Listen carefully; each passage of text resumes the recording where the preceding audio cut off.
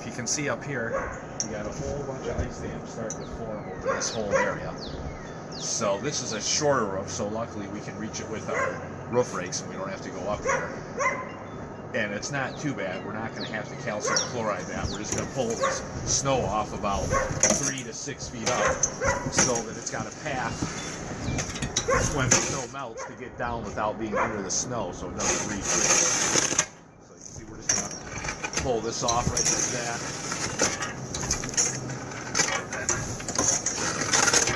We're just going to work this around the whole way. We've got it all cleared up real nice.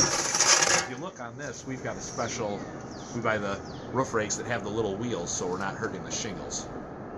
And that's important so that the shingles aren't damaged. So we're just going to pull this off.